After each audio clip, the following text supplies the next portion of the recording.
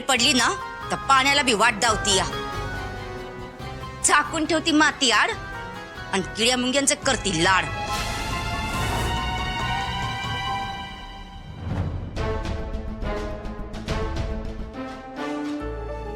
मी हात जोडून तुमच्या समद्यांची माफी मागते. माझ्यामुळे तुम्हा समद्यांना जो काही त्रास झालाय त्यासाठी मला माफ कर. मेनका, अक्षरताई बास. तुझ्या आणि घरच्यांच्या मनात माझ्या बाबतीत जी काही शंकेची पालचूक चुकली ना, त्यासाठी आता माझ्याकडे एकच पर्याय आहे.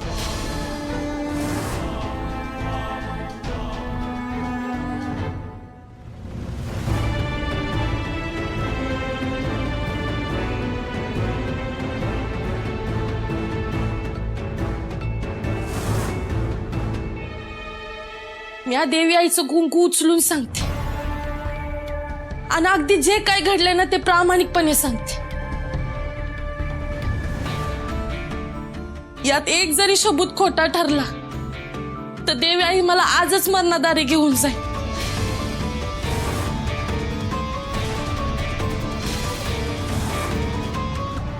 आता देवी आईच काय तो न्याय करी.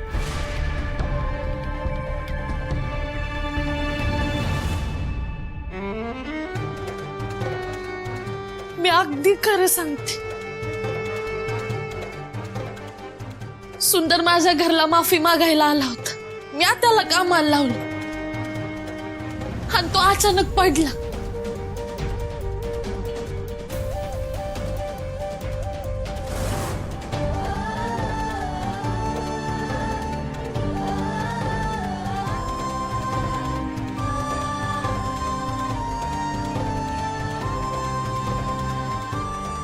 त्यामुळे मी अंबाईच्या साक्षीनं सांगते, माझ्या मनात काय बी वाईट विचार नव्हता हो.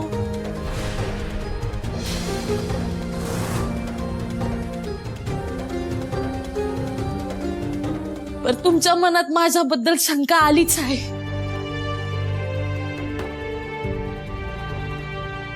तिथंच माझं समजा अवसानच निघून गेलं. आणि जिथं शंका येते ना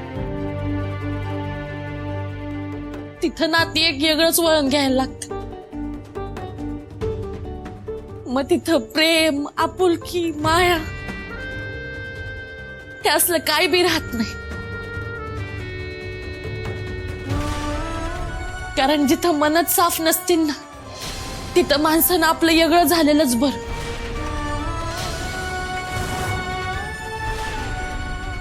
त्यामुळे सूर्यवंशी सोबत माझं जे काही नातं होतं ते इथपर्यंतच.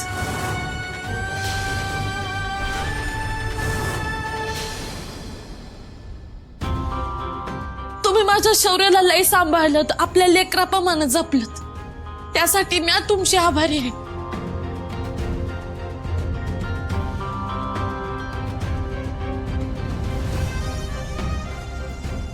पण आता निरोप घेते. तुम्ही समद्यांनी सुखात आणि समाधानात राहा. माझा तुम्हाला काय बी त्रास नाही व्हायचा.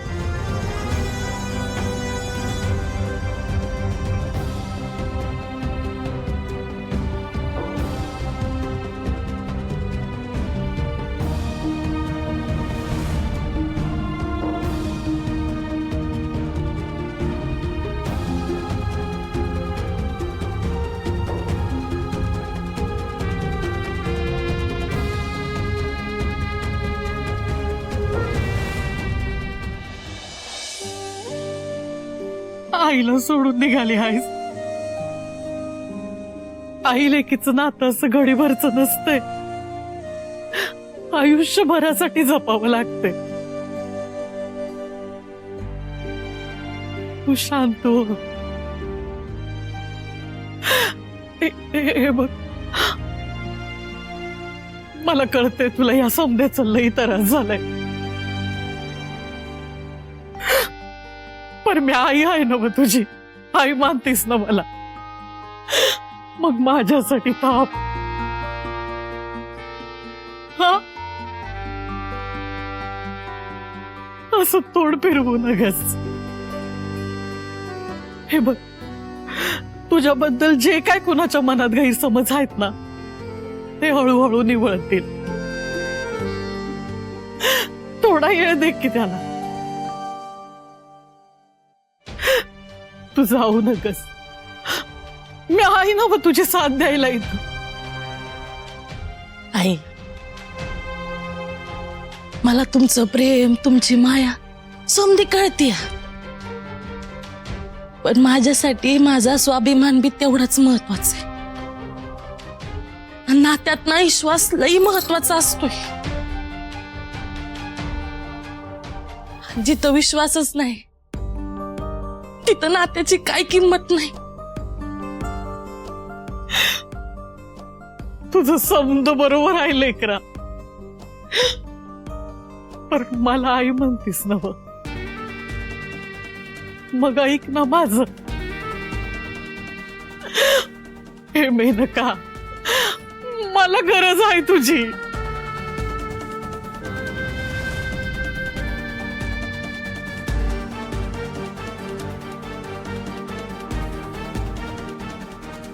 हे बघ, शांत हो, पण शांत हो.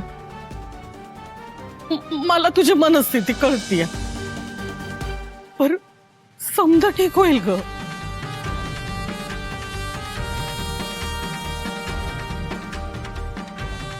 मला एक सांगा, मी आज तुमच्या पोटची पोरगी असते आणि तेव्हा असा कुणी चुकीचा आळ घेतला असता, त्यांचा माझ्यावरचा विश्वासच उडाला असता, तेव्हा बी तुम्ही त्यांच्यासोबत राहाबाई म्हणून हट्ट केला असता का?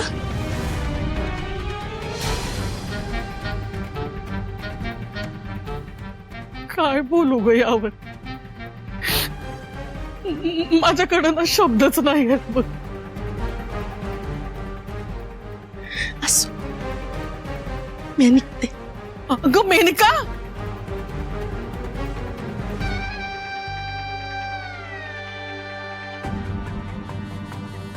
माझा विचार करू नका, मी एकदम बरी आहे.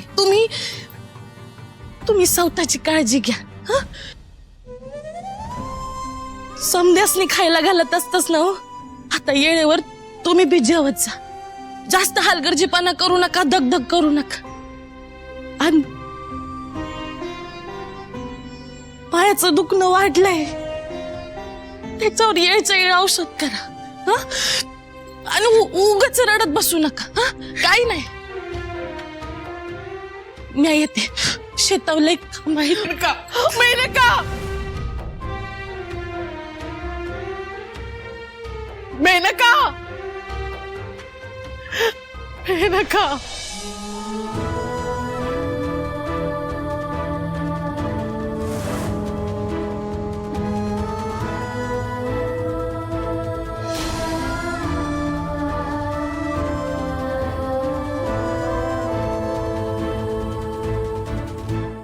जे झालं ते लय वाईट झालं बघ. माझ्या डोक्यात खरंच असं काय नव्हतं.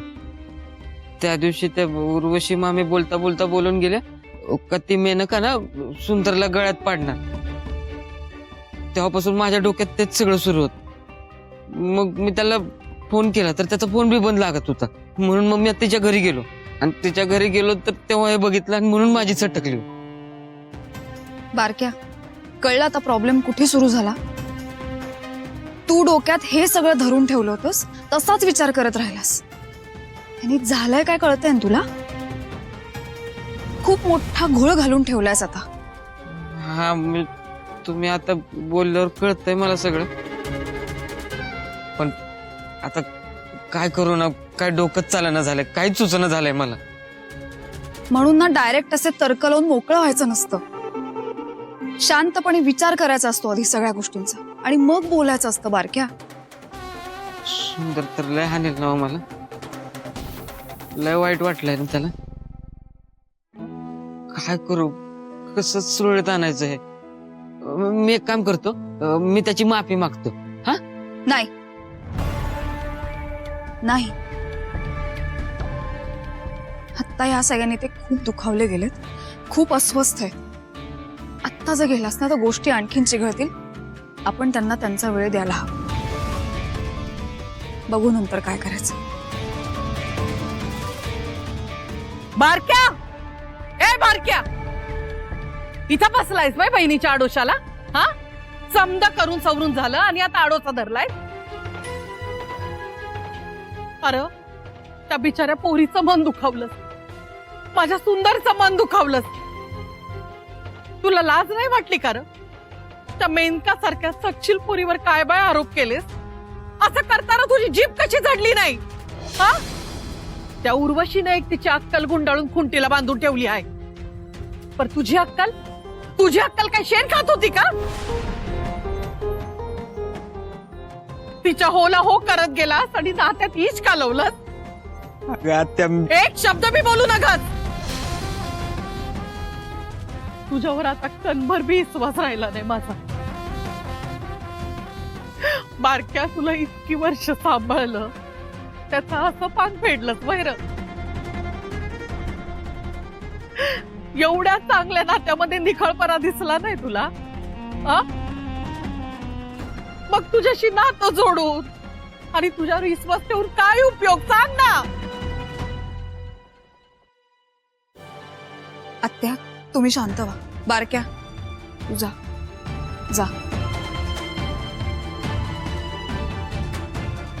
आत्या, आत्या शांत व्हा प्लीज.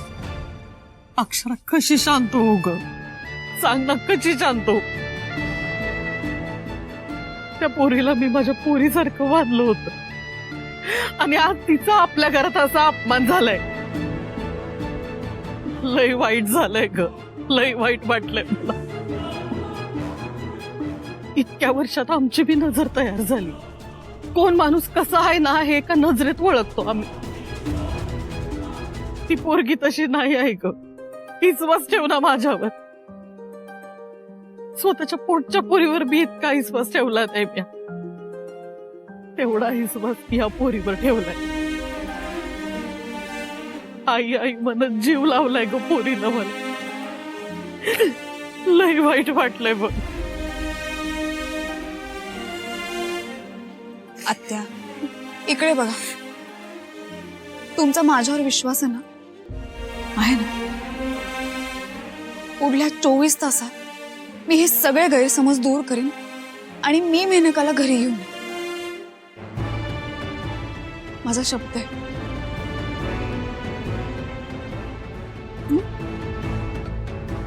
प्लीज शांत व्हा.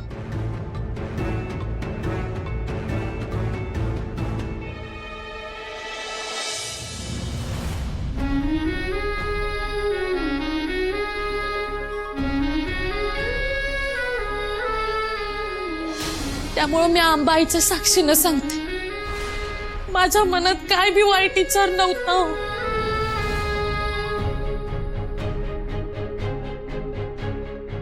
कारण जिथं मनच साफ नसतील ना, तिथं माणसानं आपलं वेगळं झालेलंच बरं.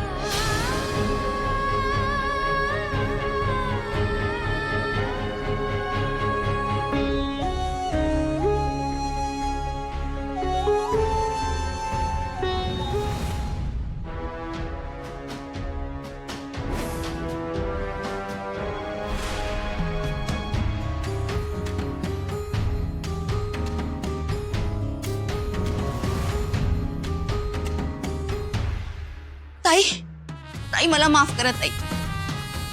यात माझी काही बी चूक नाही बघा. मला जे काही विपरीत वाटलं ना, मी ते बोलून दाखवले एवढंच. मला या विषयात बोलण्यात रस नाही. उठ आणि बाजूला हो. नाही ताई, नाही. जोवर तुम्ही मला माफ करणार नाही तोवर मी तुमच्या पायाशीच पडून राहणार ताई. मला माफ करा ताई, मला माफ करा. यशवंता, तुझ्या बायकोला सांग ही नाटकं पुरे. मला या विषयात बोलण्यात रस नाही. झाला इतका तमाशा पुरे झाला. ताई, लय तमाशा झालाय मला मान्य आहे, पर एकदा आमची बाजू बी समजून घे की ग ताई. हवं तर मला बिझनेस मधनं बेदखल करून टाक, पण जे आम्ही सांगायला लागलोय का नाही ते खरं आहे. खरं तर या घरावर आलेलं लय मोठं संकट दूर करण्याचा प्रयत्न करत होतो आम्ही, पण त्या मेनकावरच्या प्रेमानं तुम्ही आंधळ झालाय, तिच्या बाजूने विचार करायला लागलाय. ताई अगं शपथ ताई, जे काय केलंय का नाही या घराच्या भल्यासाठीच केलंय बघ. मान्य आहे ह्या आधी लैडाव मी चुकीचा वागलो असेल, पर मी आता खरं बोलतोय. अगं विश्वास ठेव माझ्यावर, भाव आहे मी तुझा. आणि तरी बी या सगळ्यात तुला आमची चूक वाटत असेल, म्हणजे आम्ही चुकलोय असं वाटत असेल तर हात जोडून माफी मागतो तुझी. पर आमच्याबद्दल मनात आडी नको ठेवूस ताई.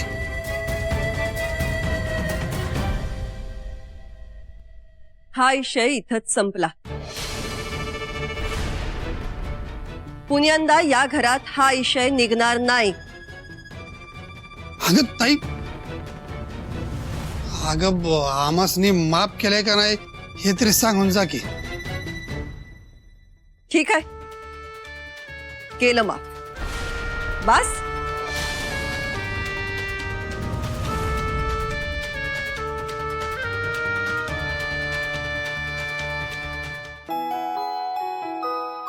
अहो गरम गरम जेवण आणलंय, चला जेवून घ्या.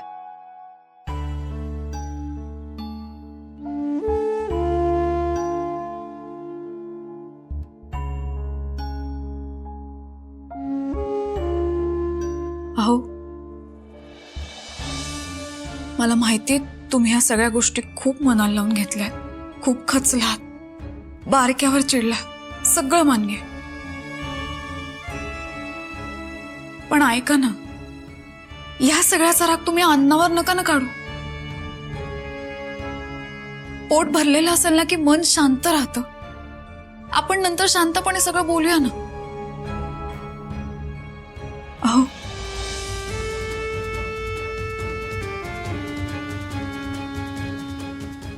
अक्षरा अगं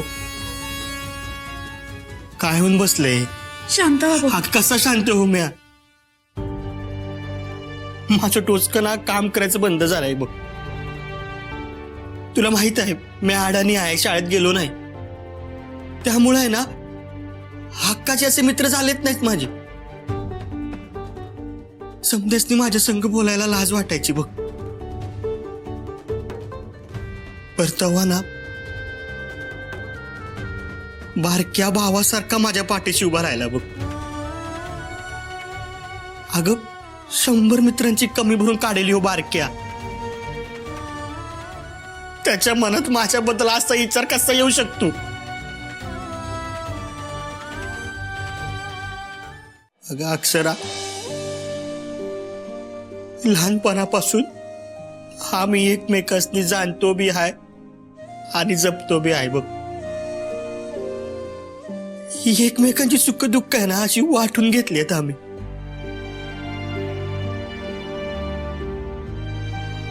बारक्याला त्याच्या हक्काचं कोणी नव्हतं, त्यामुळं आईने ना आम्हा दोघांनी भावासारखं वाढवलंय बघ. त्याच्यावर लेकरासारखंच प्रेम केलंय तिनं मी. त्याला माझ्या समध्या काचोकोचा माहिती आहे. एवढं समज माहित असून मी त्याच्या मनात माझ्याबद्दल असा विचार कसा येऊ शकतो? अगं एवढी कमकुवत झाली होय आमची मैत्री. हा, आमच्या नात्यातला विश्वास संपला. आणि मला सांग, जी गोष्ट आपल्या डोळ्यासनी दिसते ती प्रत्येक वेळी खरी मानायचीच का? त्यावर विश्वास ठेवून काय आरोप करायचे होय? असं असतंय होय कुठं? अहो नाही, असं नाहीये. मला माहितीये तुम्हाला खूप वाईट वाटतंय, खूप खचलात. पण अहो चुका माणसांकडनंच होतात ना. तसंच कळत न कळत बारक्याकडनं झाली चूक, पण म्हणून अशी नाती दुरावत नाहीत ना. हो, मला असं वाटतं उलट आत्ता आपण त्याला जास्त समजून घेण्याची गरज आहे. अगं अक्षरा, तुझ्या लक्षात येत नाही का? अगं बारक्याच्या अशा वागण्यामुळे ना म्या गोत्यात आलो असतो. भले मेनकाकडनं काय झालं नसेल, पण त्याच्या अशा वागण्यामुळं आपल्या नात्यात दुरावा आला असतं तर अजिबात नाही. स्वतःपेक्षा जास्त विश्वास आहे माझा तुमच्यावर. असं स्वप्नातही विचार करू नका कधी.